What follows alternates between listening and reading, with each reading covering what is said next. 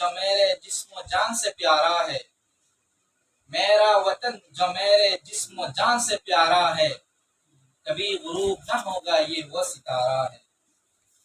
رہے وطن میں ہماری محبتوں کا معیار، رہے وطن میں ہماری محبتوں کا معیار، ہمارے خون کے قطروں سے آشکارا ہے۔ اسی کی گود میں کیلے ہنسے پھلے پھولے، اسی کی گود میں کیلے ہنسے پھلے پھولے، کسی پرائے کا آغوش کب گوارا ہے۔ جنہیں ہے شوق کی کھیلے وطن کی عصمت سے، جنہیں ہے شوق کی کھیلے وطن کی عصمت سے، انہی کا دعویٰ ہے ہندوستان ہمارا۔ حضرات سامعین کرام، جامعہ اسلامیہ دارالعلوم رنگپور کے چمن بلبلوں اور حکم صاحبات، آج کو اس عظیم الشان اجلاس میں ناظم صاحب نے مجھے جس موضوع پر لب کشائی کا موقع دیا ہے وہ ہے ہندوستان کے تاریخ اور میرے خوابوں کا ہندوستان۔ ہمارا ملک ہندوستان اپنی آغوش میں ایسی ایسی چیزوں کو لیے ہوئے ہے کہ پوری دنیا اس پر فخر کرتی ہے۔ اس کے سینے میں شاہ جہاں کی مسجد اور تاج محل کی عظمت پوشیدہ ہے۔ مہاتما بدھ اور سلطان ٹیپو اس کے پروردہ ہے۔ اشفاق اللہ خاں اسی کا لال ہے۔ نور جہاں کی عفت اسی کے صدقہ ہے۔ گنگا جمنا کی روانی اسی کے پیار کا صدقہ ہے۔ ستلج کی لہریں اسی کے دودھ میں ہے۔ ہمالیہ کی سر پر اسی کا تاج ہے۔ مہاتما گاندھی اسی کے جگر کا ٹکڑا ہے۔ بریگیڈیئر عثمان کو شجاعت اسی نے بخشی ہے۔ ویر عبدالحمید کو بہادری اسی نے عطا کی ہے۔ حسین احمد مدنی کو جھولا اسی نے جلایا۔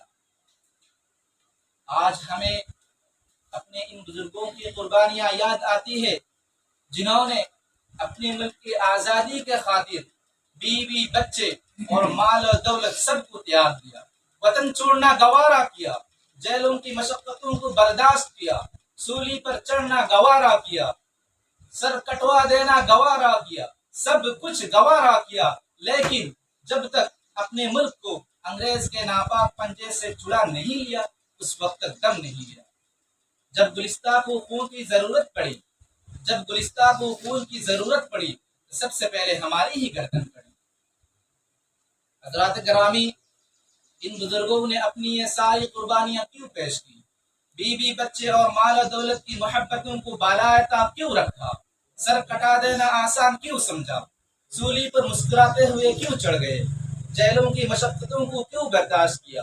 اسی لیے تو کہ آج اگر ہم ان مصائب و آلام پر صبر کر لیں گے اور ان تکالیف کو جھیل لیں گے تو آنے والی ہمارے نسلیں اور باشندگان وطن آزادی کے ساتھ زندگی گزاریں گے۔ غلامی کے تو ان کے گلے میں نہیں ہوں گے۔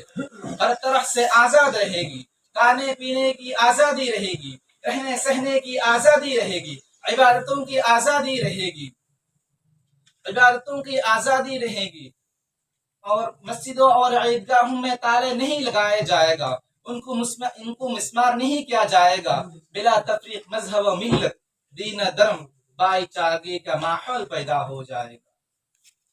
انسانیت کے ہمدردوں، آپ نے شاید میری بات سمجھ لی ہو کہ میں دیکھ رہا ہوں کہ میری اجمالی گفتگو نے آپ کی آنکھوں میں نمی پیدا کر دی۔ آپ نے اپنے قلوب میں کراہ کی آواز سن لی کہ میری یہ سزا کسی خاص کے لیے نہیں، نہ ہندو کے لیے، نہ مسلمان کے لیے، نہ سکھ کے لیے، نہ عیسائی کے لیے، نہ بدھ کے لیے، نہ پارسی کے لیے، نہ یہودی کے لیے، نہ اور کسی مذہب والے کے لیے۔ لیکن سنیے، بار بار سنیے، اپنے قلوب پر نقش کیجئے کہ میری یہ صدا انسانیت کے ساتھ سچی محبت کرنے والوں کے لیے، محبت کا چراغ جلانے والوں کے لیے، نفرت کا دیپ بجھانے والوں کے لیے۔ لیکن ہائے رے انسان، تو کتنا سادہ دل نکلا کہ اپنے پرائے کو نہ پہچان سکا، خیر شر کی تمیز نہ کر سکا۔ اس بھولے پن پر مجھے شعر یاد آ رہا ہے کہ ہم سمجھتے تھے کہ بوئے گل امین راز محفل ہے، ہم سمجھتے تھے کہ بوئے گل امین راز محفل ہے، مگر یہ خانمہ برباد خود پھولوں کا دشمن ہے۔ تمہیں کالی گٹا کبھی نہیں پہچاننا آیا، تمہیں کالی گٹا کبھی نہیں پہچاننا آیا، نشے من سے تڑا اٹھتا ہے تم کہتے ہو ساون ہے۔ انسانیت کے غمخارو، آؤ آج کچھ عہد و پیمان کرتے ہیں، اپنے خون جگر سے دل کے ارمان رقم کرتے ہیں، اور ہم انسانیت سے ہمدردی رکھنے والے اس عظیم الشان اجلاس میں بزبان حال یہ واضح کر دینا اپنا اخلاقی فریضہ تصور کرتے ہیں کہ ہمارے خوابوں کا ہندوستان کیا ہوگا۔ تو سنو، اپنے دل کے دریچوں کو کھولو کہ یہ ایسی صدا ہے کہ نایاب نہ صحیح تو کامیاب ضرور ہے۔ میرے خوابوں کا ہندوستان وہ ہے جہاں ترانہ محبت لوگوں کی زبانوں پر جاری ہو۔ میرے خوابوں کا ہندوستان وہ ہے جہاں انسانیت کی پاسداری ہو۔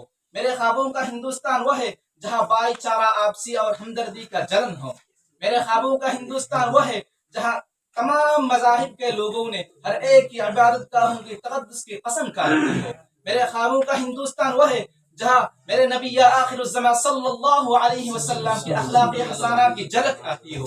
میرے خوابوں کا ہندوستان وہ ہے جہاں لہو تو لہو بصیروں کی قیمت ہو۔ میرے خوابوں کا ہندوستان وہ ہے جہاں صداقت کی آئینے میں اطاعت کی کراہت آیا ہوتی ہو۔ میرے خوابوں کا ہندوستان وہ ہے جہاں کراہتی ہوئی انسانیت نظر نہ آئے۔ میرے خوابوں کا ہندوستان وہ ہے جہاں اپنے بھائیوں کی پردہ دری نہیں بلکہ پردہ پوشی کی جاتی ہو۔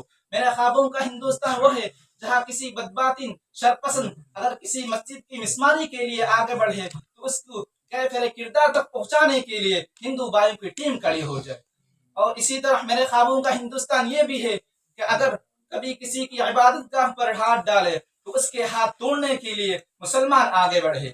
اسی طرح اگر کسی سکھ بھائی کی عزت و وقار کی پگڑی کو اچھالی جائے تو اس کی عزت کی بحالی کے لیے ہم اپنی جان کی بازی لگانے کے لیے کھڑے ہو جائیں۔